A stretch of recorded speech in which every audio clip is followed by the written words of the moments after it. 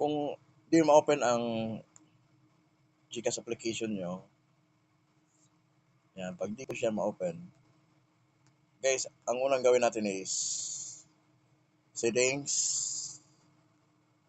First is need to go sa about phone, then software information.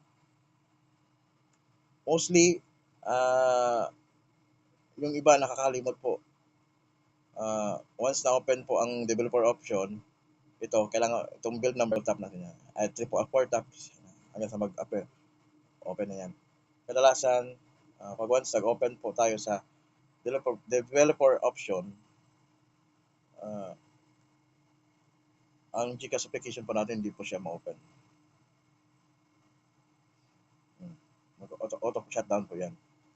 So, need mo lang i-off ang developer option. Yan ang ibang cases. May ibang phone kasi naka-open, auto open ang developer option. So, punta tayo sa system management, hanapin si developer option. Then, off. Okay? Next is, puntahan natin ang apps. Apps management nyo dyan. Hanapin nyo ang GCash. Before we do this settings arrangement, kailangan memorize mo ang MPIN code mo. So, clear storage. Yan. Clear storage lang. Then, punta tayo ulit sa Google App Store nyo. Sana ba yung Google App Store natin dito? Google Play Store pala. And, update or reinstall and install GCash. Ganun lang.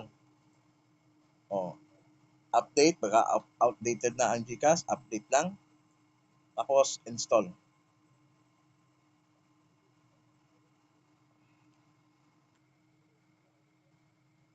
Then, open application.